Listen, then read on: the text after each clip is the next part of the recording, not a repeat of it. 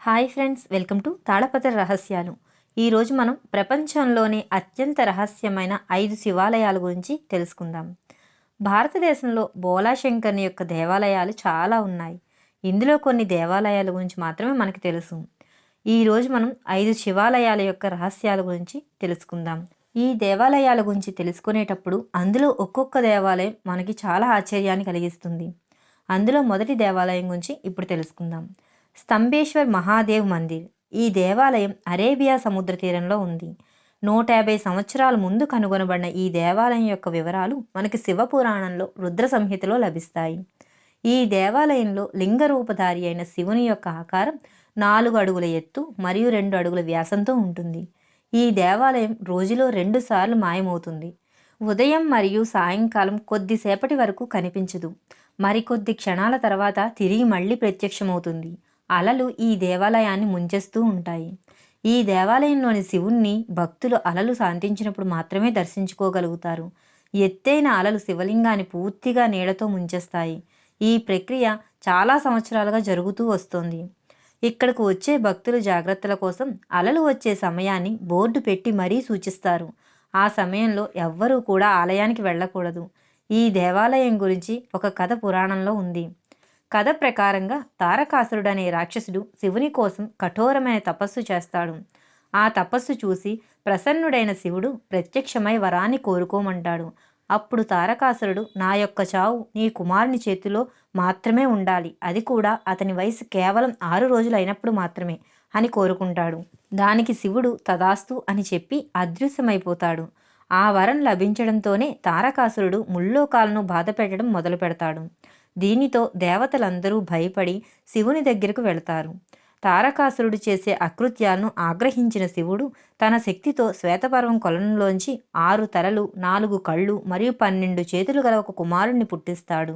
అతని పేరే కార్తికేయుడు. కార్తికేయుడు 6 రోజుల వయసులోని తారకాసురుణ్ణి వధిస్తాడు. కానీ తారకాసురుడు శివుని యొక్క భక్తుడు అని తెలిసిన తరువాత కార్తికేయుడు చాలా బాధపడతాడు. అది చూసి విష్ణువు తారకాసురుడు మరణించిన స్థలంలోనే శివాలయాన్ని కట్టించమని, అప్పుడే అతని మనసు ప్రశాంతంగా అవుతుందని కార్తికేయునితో చెబుతాడు. కార్తికేయుడు అలానే చేస్తాడు.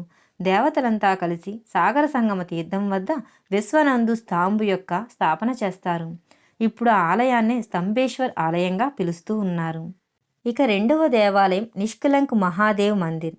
ఈ దేవాలయం గుజరాత్ రాష్ట్రంలోని భావ్నగర్లోని కొలియాగ సరస్సుకు 3 కిలోమీటర్ల దూరంలో అరేబియా సముద్ర తీరంలో ఉంటుంది. ప్రతిరోజు అరేబియా సముద్రంలోని అలలు శివలింగాన్ని జలాభిషేకం చేస్తాయి. చాలామంది భక్తులు కాలినడకన వచ్చి దేవాలయంలోని శివలింగాన్ని దర్శించుకుంటారు. దర్శనం కోసం వచ్చే భక్తులు అలలు ఆగే వరకు నిరీక్షించాలి. అలలు వచ్చిన సమయంలో కేవలం దేవాలయం యొక్క స్తంభం మరియు జెండా మాత్రమే కనిపిస్తాయి. ఈ సమయంలో మనకు అక్కడ ప్రాచీన కాలం నాటి శివాలయం ఉంది అని అస్సలు అనిపించదు. ఎందుకంటే అలలు అంతలాగా ఆ దేవాలయాన్ని ముంచేస్తాయి. ఈ దేవాలయం మహాభారత సమయానికి చెందినదిగా భావిస్తారు. పాండవులు కౌరవులను చంపి యుద్ధాన్ని గెలుస్తారు. యుద్ధం పూర్తయిన తర్వాత వాళ్ళ తోబుట్టువులను, బంధువులను మరియు రక్త సంబంధీకులను చంపి ఘోరమైన పాపం చేశామని బాధపడతారు. ఈ మహాపాపం నుంచి విముక్తి పొందడానికి మార్గాన్ని తెలుసుకోవడానికి శ్రీకృష్ణుడి వద్దకు పాండవులు వెళతారు. భగవాన్ శ్రీకృష్ణుడు పాప విముక్తి చేసుకోవడానికి నల్లటి జెండా మరియు నల్లటి ఆవుని ఇచ్చి పాండవులను ఆవు వెనుక వెళ్ళమని చెబుతాడు. ఎప్పుడైతే ఆవు మరియు జెండా యొక్క రంగు నలుపు నుంచి తెలుపుకు మారుతుందో అప్పుడే మీకు పాపం నుంచి విముక్తి కలుగుతుంది అని చెబుతాడు. ఈ అద్భుతమైన సంఘటన ఏ ప్రదేశంలో అయితే జరుగుతుందో అక్కడే పరమేశ్వరుని గురించి తపస్సు చేయమని చెబుతాడు. ఆ 5 అన్నదమ్ములు భగవంతుడి స్వరూపమైన శ్రీకృష్ణుడు చెప్పిన విధంగానే నల్లటి జెండాను చేతిలో పట్టుకొని ఆవు వెళుతున్న దారిలో వెళ్ళటం ప్రారంభిస్తారు. దీనిలో భాగంగానే వారంతా వేరువేరు ప్రాంతాలకు వెళతారు. కానీ జెండా మరియు ఆవు యొక్క రంగు ఎక్కడా మారదు. ప్రస్తుతం గుజరాత్లో గల కొలియాగ్ సరస్సు వద్దకు రాగానే ఆవు మరియు జెండా యొక్క రంగు తెల్లగా మారుతుంది. దీనితో పాండవులు చాలా సంతోషించి పరమేశ్వరుని గురించి తపస్సు చేస్తారు. 5 పాండవులకు పరమశివుడు వేరువేరు రూపాల్లో దర్శనమిస్తాడు. ఆ 5 దర్శనమిచ్చిన లింగాలు ఇప్పటికీ ఇక్కడే ఉన్నాయి. ఆ 5 లింగాల ముందే నంది యొక్క విగ్రహం కూడా ఉంటుంది. ఇక్కడ చిన్న నీటి కొలను కూడా ఉంటుంది. దీనినే పాండవుల కొలను అంటారు. భక్తులు ముందు ఇక్కడ కాళ్ళు చేతులు కడుక్కొని శివుణ్ణి దర్శించుకుంటారు. ఈ దేవాలయంలో శివుణ్ణి నిష్కలంక్ మహాదేవ అని పిలుస్తారు. ఎందుకంటే పాండవులు వారి చేసుకున్న పాపాలను పోగొట్టుకున్నారు కాబట్టి. భాద్రపద మాసంలోని అమావాస్య రోజు ఇక్కడ గొప్ప జాతర జరుగుతుంది. దీన్ని భాద్రవి అంటారు. ప్రతి అమావాస్య రోజు ఇక్కడ భక్తుల సంఖ్య ఎక్కువగా ఉంటుంది. ఇక్కడ మన ప్రియమైన వారి యొక్క చితాభస్మాన్ని శివునికి చూపించి నదిలో కలిపితే వారి ఆత్మకు శాంతి చేకూరుతుందని భక్తుల యొక్క ప్రగాఢ నమ్మకం. గుడిలోని శివునికి బూడిద, కొబ్బరికాయ, వెన్న, పాలను చూపిస్తారు. భావనగర్ రాజవంశం వారు దేవాలయం యొక్క జెండాను ఎగురువేయడంతో ఈ జాతర మొదలవుతుంది. ఇదే జెండా సంవత్సరం పాటు ఎగురుతూనే ఉంటుంది. ఇక మూడవది అచలేశ్వర్ మహాదేవ్ మందిర్. అచలేశ్వర్ మహాదేవ్ మందిర్ అనే పేరుతో భారతదేశంలో మహాదేవుని యొక్క చాలా దేవాలయాలు ఉన్నాయి. రాజస్థాన్ ధూర్పూర్లో ఉన్న అచలేశ్వర్ మందిర్ మిగతా అన్ని దేవాలయాల కంటే ప్రత్యేకంగా ఉంటుంది. ఈ దేవాలయం రాజస్థాన్ మరియు మధ్యప్రదేశ్ యొక్క సరిహద్దుల్లో ఉంటుంది. అచలేశ్వర్ మహాదేవుని యొక్క దేవాలయం ముళ్ళ చెట్ల మధ్యలో ఉంటుంది. ఈ దేవాలయం యొక్క శివలింగం రోజులో 3 సార్లు రంగులు మారుతూ ఉంటుంది. ఉదయం ఎర్రగా, మధ్యాహ్నం కుంకుమ పువ్వు రంగులో, సాయంకాలం సమయంలో ముదురు రంగులో కనిపిస్తుంది. ఇలా రంగులు మారుతూ ఉండటం వెనుక ఉన్న రహస్యం ఇప్పటి వరకు ఎవ్వరికీ తెలియదు. ఈ దేవాలయం కూడా చాలా పురాతనమైనది. ఇప్పటి ఈ ప్రాంతం ఒకప్పుడు బందిపోట్ల వల్ల చాలా పేరుగాంచింది. అందువల్ల ఇక్కడికి తక్కువ మంది భక్తులు వచ్చేవారు. ఇక్కడికి చేరడానికి ఉండే దారి కూడా చాలా కఠినంగా ఉండేది.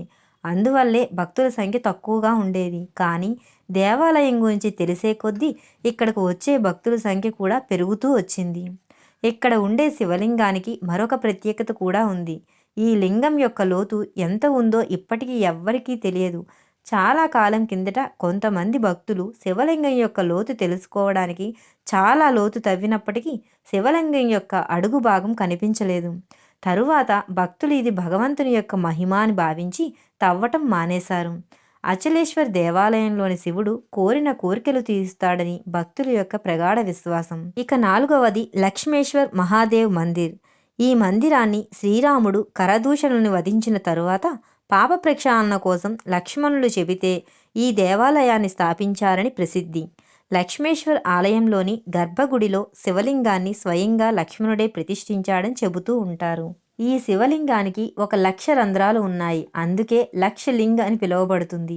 1,00,000 రంధ్రాలలో ఒక రంధ్రం పాతాళంతో సంబంధం ఉంటుందని చెబుతారు. దీనిలో ఎంత నీరు తెచ్చిపెట్టి పోసినా అందులోకి పోతుంది. అందులోని ఒక రంధ్రం అక్షయకుండ్ అంటారు. ఎందుకంటే ఇందులో ఎప్పటికీ నీరు ఉంటుంది. లక్షలింగంపై పోసిన నీరు దేవాలయానికి వెనుక గల కొలనులోనికి వెళుతుందని అందరిదీ నమ్మకం. ఎందుకంటే కొలను ఎప్పుడూ ఇంకిపోనూ లేదు, ఎండిపోనూ లేదు. లక్షలింగం భూమి నుంచి 30 అడుగుల ఎత్తులో ఉంటుంది. అందుకే దీనిని స్వయంభూ అని అంటారు. ఇక 5వ దేవాలయం బిజిలీ మహాదేవ్ మందిర్. భగవాన్ శివుని యొక్క ప్రత్యేకమైన దేవాలయాల్లో ఇది కూడా ఒకటి. ఇది హిమాచల్ ప్రదేశ్లోని కులులో ఉంది. కులు యొక్క చరిత్ర చాలా అద్భుతమైనది. కులు పట్టణంలో వ్యాస్ మరియు పార్వతీ నదీ సంగమ స్థానంలో గల ఒక ఎత్తైన పర్వతం పైన పురాతనమైన బిజిలీ మహాదేవ్ మందిర్ ఉంది. కులు యొక్క లోయ అనేది పెద్ద పాము రూపంలో ఉండేది అని, ఈ పాముని శంకరుడు వధించాడని ఇక్కడి వారి యొక్క నమ్మకం. ఎక్కడైతే శివలింగం ఉందో అక్కడ ప్రతి 12 సంవత్సరాలకు ఒకసారి ఆకాశం నుండి భయంకరమైన మెరుపు పడి శివలింగం ముక్కలవుతుందట. ఇక్కడ పూజారి విరిగిన శివలింగాన్ని ముక్కల్ని జమ చేసి వెన్నతో జత చేస్తాడు. తరువాత కొద్దిసేపటికి శివలింగం తిరిగి పాత రూపంలోకి పరివర్తన చెందుతుంది. ఇదండి, తెలుసుకున్నారుగా అత్యంత రహస్యమైన అద్భుతమైన 5 శివాలయాల గురించి. ఈ వీడియో కనుక మీకు నచ్చినట్లయితే ప్లీజ్ లైక్ చేయండి, షేర్ చేయండి.